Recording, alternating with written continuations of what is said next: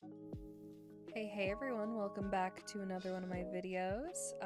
This is gonna be an interesting one, definitely.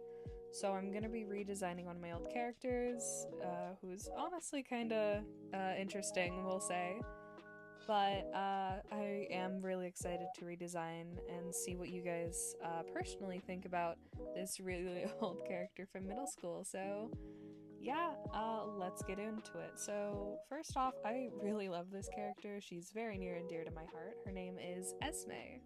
So, this is her first design, inspired by a mobile game ad I saw. Here was a redesign I did of her.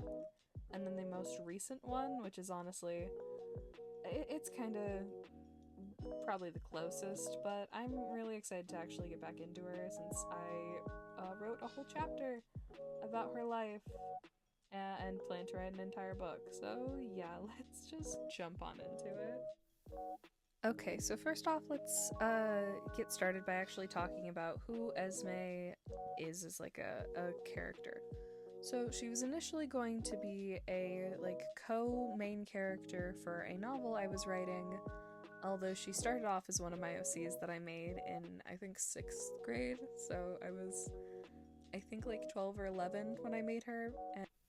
And yeah, so like I said, she was originally supposed to be a like chosen character.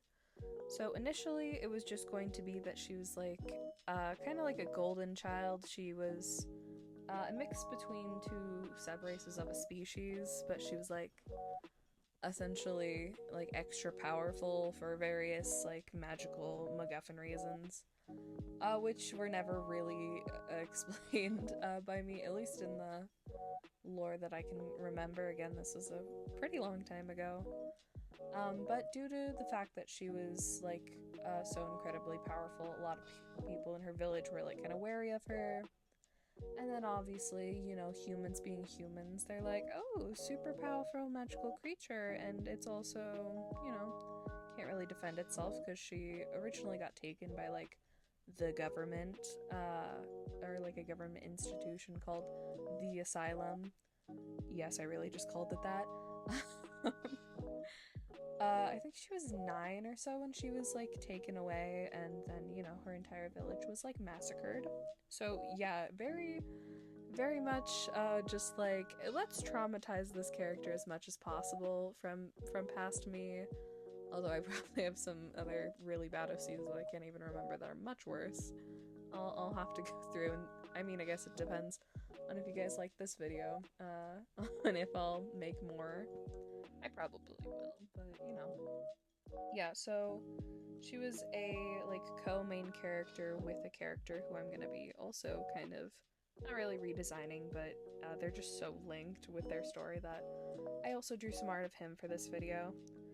So yeah, Esme was like a very shy, sweet, very timid character because of her tragic backstory trademark. Uh, but I particularly remember that she loved books. Due to a like, she had a brother who really liked books at one point. Um, I don't know if he's really canon. She also had a boyfriend, which is not canon very much anymore. But yeah, so she liked books, and particularly this is something that's always stuck with her. She loves oranges. Don't know why, like oranges, tangerines, like that kind of fruit was just always her favorite. It was like a comfort food for her. Again, why I did this, I have no idea, but yeah, I mean, here she is because like her. Okay, so next is the character that she was like her co-main character, who is Jekyll.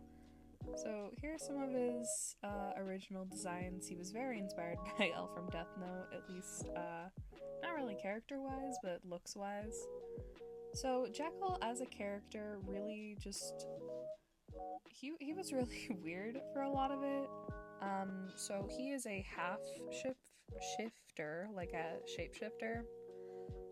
It was kind of like a one night stand kind of thing.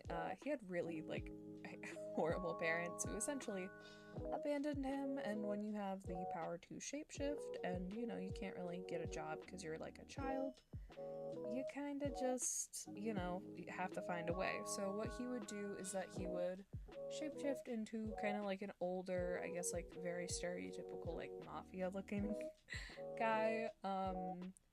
And essentially, like, that's how he would present himself. He would go to like Vegas and he would essentially figure out how to completely break like gambling things. He was really into like games and like gambling as a character trait. I'm not really sure why. But essentially he was like a genius at that specific thing. Like that was his whole deal. So that's how he would get money. And eventually, you know, the government and the asylum tracked him down and was like, you're kind of unique, since I imagine that at least in this world, shifters aren't really supposed to like reveal themselves to humans in any way, and he really wasn't doing that. Again, crappy parents, that's why. But he originally, since he went to the same place as Esme, they actually met because the night that Esme came into the asylum, they were, not cellmates, but like their own little cells were right next to each other and connected by a vent. So Jekyll, being the actually very nice and sweet guy that he is, like was comforting her, and they essentially became very good friends and kind of just talked to each other through the vents. They would comfort each other after they had been like experimented on. And Jekyll is actually the reason why they both get out. I imagined, I never really wrote this down anywhere, but I can still imagine where Jekyll is able to get the like cuffs and stuff that was held his magic off. He was able to shapeshift into one of the doctors and then, you know, get them out of there. And then I kind of just thought that they would live in the woods. Like, there was no real character after that.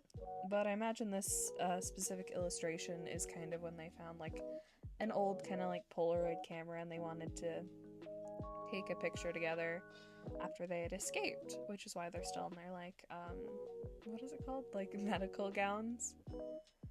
But yeah, they are a very strange duo, but I honestly love them so very much. They are such a cute duo. And there we go. I really hope you guys like them and this video. This is very embarrassing to look back on, but I'm honestly super proud of the art I made. I hope you guys honestly like this, because I would love to do more, as embarrassing as this was. But I love you guys, and I hope you have a good day. Bye!